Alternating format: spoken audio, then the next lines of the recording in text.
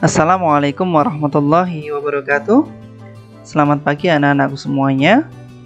Pada kesempatan kali ini saya akan membahas materi pembelajaran geografi bab yang kedua. Sebelumnya kita sudah menyelesaikan materi bab 1, yaitu tentang konsep wilayah dan tata ruang. Dan pada minggu kemarin sudah saya lakukan aktivitas ulangan harian dan nilai bisa dilihat di Edu Fikri ya, yang sudah mengerjakan. Baik, kita sampaikan bab kedua adalah materinya, judulnya interaksi keruangan desa kota. Ada 4 subtema yang perlu kalian pahami. Yang pertama adalah struktur keruangan serta perkembangan desa dan kota. Nanti ini membahas tentang desa dan kota. Yang B, pola dan faktor-faktor interaksi desa dan kota. Untuk yang C, usaha pemerataan dan pembangunan di desa dan kota. Terus yang terakhir D, dampak perkembangan kota terhadap masyarakat desa dan kota. Baik, pada kesempatan hari ini saya akan membahas poin A saja. Sebelum kita lanjut, mari kita berdoa terlebih dahulu dengan membaca bacaan basmalah bersama-sama. Bismillahirrahmanirrahim. Ya, yang A, struktur keruangan serta perkembangan desa dan kota. Sebelum masuk materi tentang desa dan kota, kita perlu memahami materi tentang interaksi. Desa dan kota akan sering terjadi interaksi. Maka, apa sih interaksi itu? Interaksi adalah suatu hubungan timbal balik yang saling berpengaruh antara dua wilayah atau lebih yang dapat menimbulkan gejala, kenampakan, atau permasalahan baru. Ada hubungan yang menimbulkan suatu gejala, itu namanya interaksi. Nah, desa dan kota melakukan interaksi, akan terjadi gejala banyak. Kenampakan juga ada, permasalahan juga ada. Ya, di sini sudah dijelaskan, interaksi desa kota adalah proses hubungan yang bersifat timbal balik antar unsur-unsur yang ada dan mempunyai pengaruh terhadap perilaku dari pihak-pihak yang bersangkutan melalui kontak langsung, berita yang didengar, atau surat kabar, sehingga melahirkan suatu gejala baru, baik berupa fisik maupun non-fisik. Kita bisa melihat dari desa banyak mengirimkan sumber daya manusianya dan sumber daya alamnya, ya, berupa bahan pangan. Sedangkan di kota bisa memberikan teknologi ke desa, listrik, sarana-sarana lain yang bisa dibawa ke desa. Gitu ya. Itu ada interaksi desa dan kota. Kita lanjutkan. Kita akan bicara tentang desa secara keseluruhan ya. Materi tentang desa yang pertama adalah kita bahas pengertian dari desa itu sendiri. Desa berasal dari kata atau bahasa Sanskerta, yaitu kata desi. Artinya adalah tanah kelahiran, atau ada yang menyebutnya tanah tumpah darah. Nah, ini mengenai desa secara kata ya. Terus selanjutnya definisi secara jelas setelah digabungkan dari berbagai arti yang ada, itu ada 2 yang saya munculkan di sini, yaitu menurut Undang-Undang Nomor 5 Tahun 1979 Pasal 1, yaitu desa adalah suatu wilayah yang ditempati sejumlah penduduk sebagai satu kesatuan masyarakat hukum yang mempunyai organisasi pemerintahan terendah yang langsung di bawah camat dan berhak menyelenggarakan rumah tangga sendiri dalam ikatan NKRI. Jadi desa itu sudah diakui pemerintah untuk menyelenggarakan pemerintahan yang paling rendah. Itu menurut undang-undang ya. Nah, yang kedua ini oleh Bapak Bintarto. Ini adalah Bapak Geografi Indonesia.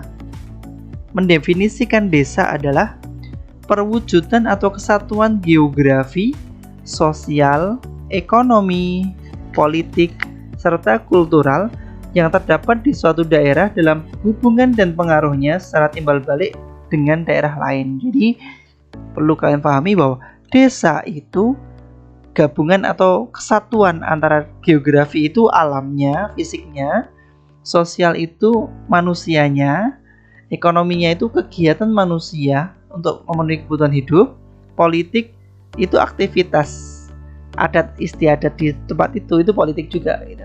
Kultural itu budaya, misalnya gotong royong, itu budaya di desa. Nah, ini juga berhubungan dan mempunyai pengaruh timbal balik antar desa, satu dengan desa yang lain. Ini pengertian dari desa. Bisa dipahami ya? Dari Bapak Pintarto sudah menjelaskan secara detail. Nah, perlu kalian pahami, desa mempunyai ciri-ciri secara umum, yaitu yang pertama, kehidupannya erat dengan alam.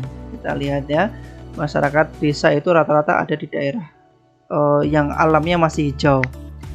Yang kedua, pertanian sangat bergantung pada musim. Jadi kalau misalnya bertani, kalau musim kemarau berkepanjangan, gitu nggak ada air, ya terpaksa harus berhenti dulu dalam mencari penghasilan, gitu ya. Yang ketiga, desa merupakan kesatuan sosial dan kesatuan kerja. Yang keempat, struktur perekonomian bersifat agraris, tadi sudah jelas ya. Jadi rata-rata masyarakatnya itu sebagai petani ya, sawah, gitu, untuk padi, sayuran, gitu. Hubungan antara masyarakat desa dengan ikatan keluarga sangat erat ya. Ini bisa kita pahami bahwa desa itu kadang ada desa yang berawal dari satu keluarga, anak keturunannya ada di tempat situ semua menjadi satu desa, sehingga hubungannya dekat, erat karena berasal dari satu keluarga.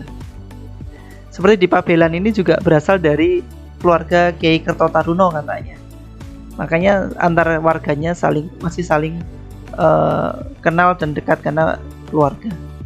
Perkembangan sosial relatif lambat, social control ditentukan oleh moral dan hukumnya. Di desa itu hukumannya hukuman moral ya, dari masyarakat. Hukuman formalnya tidak banyak. Yang ketujuh, norma agama dan hukum adat masih kuat. Ini di desa ciri-cirinya. Baik, kita lanjutkan ke klasifikasi desa. Nah,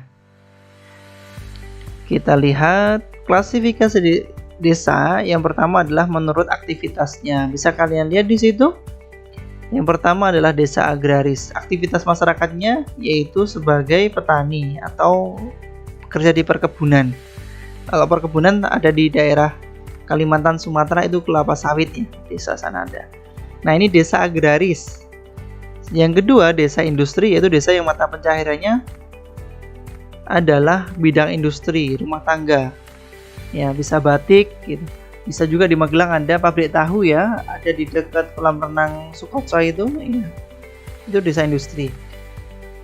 Desa nelayan, yaitu desa yang mata pencaharian utama penduduknya adalah di bidang perikanan dan pertambakan. Ini banyak di daerah pantai, ya, mencari ikan di laut ataupun bikin perikanan di tambak. Gitu.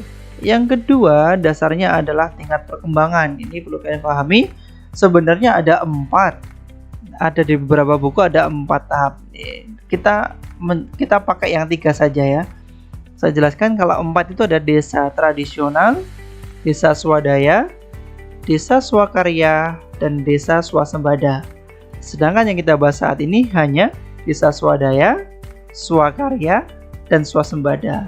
Kita lihat, swadaya itu adalah desa yang hampir seluruh masyarakatnya mampu memenuhi kebutuhannya dengan cara mengadakan sendiri.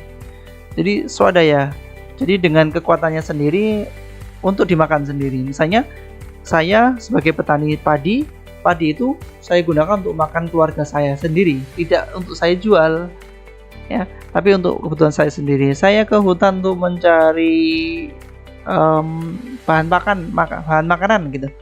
Itu untuk saya sendiri, untuk kehidupan sehari-hari. Nah, ciri-cirinya adalah daerahnya masih terisolir dengan daerah lain.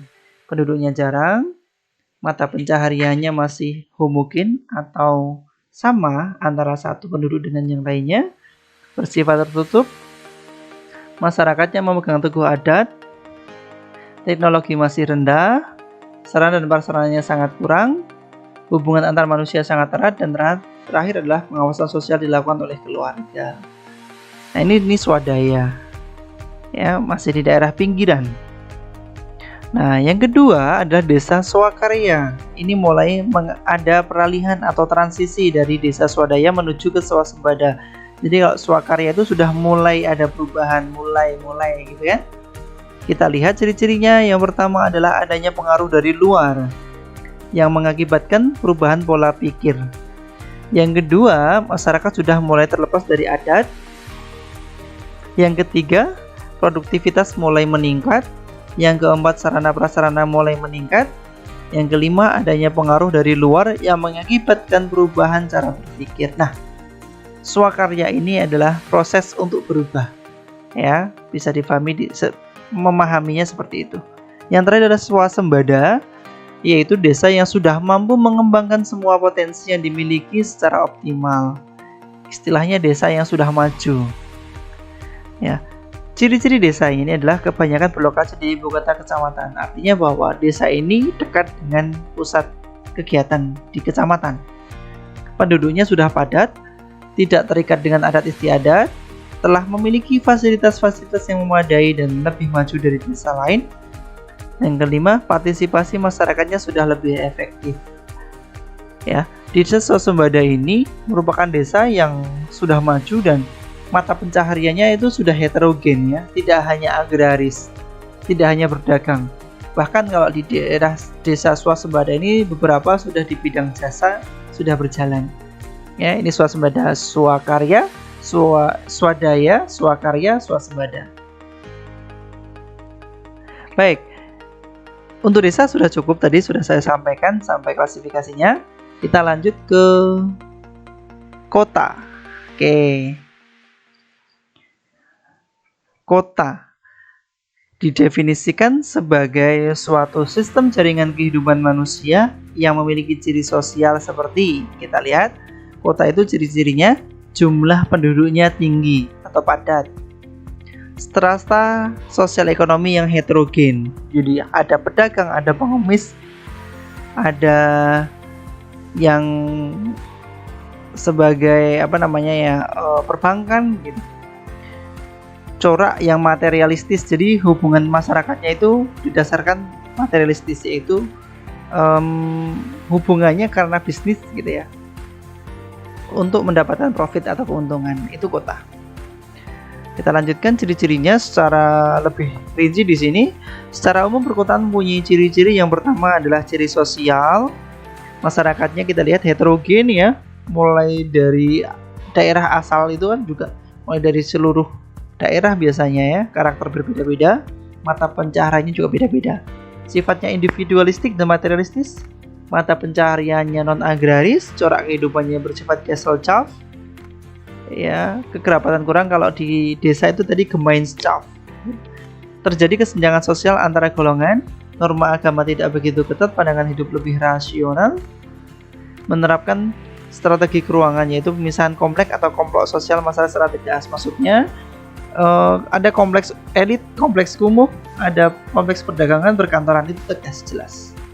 Nah, ciri fisiknya yaitu sarana perekonomian pasar supermarket lengkap, tempat parkir memadai, tempat rekreasi juga memadai, ada alun-alun, gedung-gedung pemerintahan. Kita bisa secara jelas, tegas membedakan antara desa kota itu dari ciri fisik itu sudah kelihatan. Kita lanjutkan klasifikasi kota berdasarkan jumlah penduduk. Oke, ini yang pertama berdasarkan jumlah penduduk. Ada kecil, sedang, besar, metropolitan, megapolitan. Bisa kalian lihat di situ. Itu dasarnya adalah jumlah penduduk. Mulai dari 20.000 sampai 50.000 itu kecil, sampai yang terakhir adalah lebih dari 5.000. Bisa dilihat angka-angka yang ada itu adalah 20.000, 50.000, 100.000, 1 juta, dan 5 juta. Nanti digabung-gabungkan, urutannya adalah kecil, sedang, besar, metropolitan, dan megapolitan. Nah, untuk mengetahui bisa melihat, ya. Saya kita ingin tahu kota ini termasuk kota apa, ya? Ya, cari tahu di mana, di data pusat statistik, jumlahnya berapa. Ya, oh ada 25.000, berarti masuk apa? Kota kecil, gitu. Ya, kita lanjutkan ke yang kedua adalah berdasarkan fungsinya. Kota dibedakan menjadi, yang pertama adalah kota pusat pemerintahan, yaitu ibu kota. Setiap negara mesti punya ibu kota, ya. Yang kedua, pusat kebudayaan, yaitu yang khas dengan budaya, yaitu contoh Yogyakarta itu budaya keraton Jogja, Surakarta juga ada keratonnya. Kota sebagai pusat kesehatan. Nah, ini yang dimaksud kesehatan itu refresh, ya, kota yang nyaman untuk untuk menghilangkan penat. Ya, ada di daerah dataran tinggi ataupun di tepi pantai. Contoh ada Lembang, Kaliurang, Puncak. Pusat produksi ini kata lain dari nama kota industri ya. Jadi pusat produksi itu biasanya ada di daerah-daerah yang mempunyai sumber daya alam banyak. Contoh di Ombilin, Bukit Asam ya, itu batu bara dan yang lainnya. Kota pusat perdagangan yang terakhir yaitu kota yang berfungsi sebagai pusat perdagangan. Contohnya ini di luar negeri yaitu Hong Kong, Singapura, New York. Kalau di Indonesia masih di Jakarta ya pusat perdagangan, atau mungkin juga ada di Surabaya. Kita lanjutkan berdasarkan tingkat perkembangannya. Kota kita bagi menjadi ini 1, 2, 3, 4, 5, 6. Ini baru bagi kalian. Bahasanya ada Eopolis, Polis, Metropolis ya. Perlu kalian ingat-ingat. Ya, ini beberapa kali sering keluar di dalam soal. Yang pertama, perkembangannya adalah tingkat Eopolis. Jadi kalau Eopolis itu kita melihat bahwa ada desa yang maju dari swasembada sudah akan menjadi kota. Nah, itu namanya Eopolis. Sedangkan yang kedua, tingkat polis itu adalah sudah jadi kota, namun ciri-cirinya masih ada agrarisnya. Misalnya ada gedung pertokoan, belakangnya masih ada pertanian. Ya, masih ada irigasi yang digunakan untuk bercocok tanam. Itu tingkat polis. Yang ketiga, tingkat metropolis itu adalah ciri-ciri industri. Kota itu penuh dengan industri, ya banyak industrinya. Nah, itu metropolis. Jadi Jakarta, Medan, Bandung, Surabaya, itu metropolis. Tingkat megapolis yaitu gabungan dari metropolis. Contoh ada Jabodetabek, Boswas, yaitu Boston, Washington, dan yang lainnya. Yang selanjutnya adalah tingkat Trianopolis atau Tiranopolis, ada yang mengatakan seperti itu, yaitu sudah penuh dengan kemacetan lalu lintas, tingkat kriminalitas yang tinggi, penurunan pelayanan umum, ya penuh kesemrawutan, itu adalah Trianopolis. Nah, yang terakhir adalah tingkat Nekropolis, itu ya itu kota dengan kondisi yang menuju ke kehancuran atau keruntuhan kota itu sendiri. Contohnya yang di zaman dulu ada peradaban Romawi, Babilonia, dan lain-lain. Ya, kita lanjut.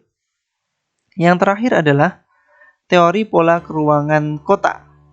Ya, kita membahas tentang terakhir ini ya.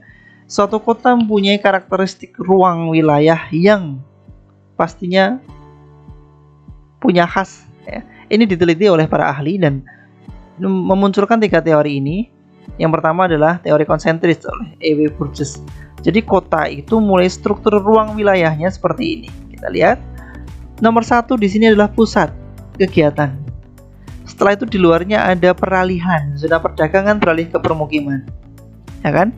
Mulai peralihan. Terus yang ketiga itu maksudnya malah permukiman kumuh. Jadi permukiman kumuh itu nempel di sekitar pusat di sini untuk mendapatkan sumber mata pencaharian di pusat. Misalnya pemulung, ada pengemis, ada. Yang keempat itulah kelas menengah ya, penghasilan sedang, para karyawan ya, karyawan industri pusat. Terus yang terakhir 5 itu zona pengelaju. Iya, ini sebenarnya zona pengelaju ini diisi oleh orang-orang yang punya permukiman, orang-orang elitnya, punya uang. Jadi mereka pengen jauh dari pusat dan mereka akan bergerak ke pusat melalui jalan, misalnya jalan tol gitu, karena punya kendaraan pribadi. Ya, selanjutnya adalah ada teori sektoral oleh Homer Hoyt. Ini bentuknya kayak pizza, diingat-ingat kayak pizza itu sektoral. Sama, pusatnya adalah zona pusat kegiatan ya, daerah bisnis. Yang kedua ini adalah manufaktur, grosir ya. Yang ketiga, nah ini perlu ingat-ingat. Yang ketiga itu kelas rendah kayak yang tadi. Yang keempat menengah, yang kelima kelas atas. Jadi kelas atas itu selalu ingin jauh dari pusat kegiatan agar nyaman tinggal di luar sini. Ya, tapi dia punya akses ke pusat dengan mudah. Gitu ya. Yang terakhir adalah teori inti berganda oleh Harris dan Ullman. Di sini gambarnya agak sulit untuk kita ingat-ingat kembali, namun kita pahami aja. Di sini gambarnya nomor 1 pusat kegiatan, nomor 2 itu adalah grosir manufaktur, baru dikelilingi. Hampir sama. 3 itu adalah kelas rendah, 4 kelas menengah, 5 kelas tinggi. Nomor 6 di sini ada daerah manufaktur berat atau misalnya industri berat. Yang ketujuh di sini adalah daerah di luar PDK, artinya bahwa di sini juga bisa menjadi inti yang baru. Ya, makanya dikatakan inti berganda. Terus yang ke-8 adalah permukiman suburban, pengelaju ya. Orang yang bekerja di pusat tapi mengelaju. Terakhir daerah industri suburban. Suburban itu pinggiran kota. Ya. Nah, itulah materi dari Pak Hanif untuk hari ini. Interaksi desa kota, kita bicara tentang desa dan kota secara keseluruhan sampai ke teori. Nah, semoga bisa difahami dengan baik dan bisa menambah ilmu kalian. Saya akhiri. Assalamualaikum warahmatullahi wabarakatuh.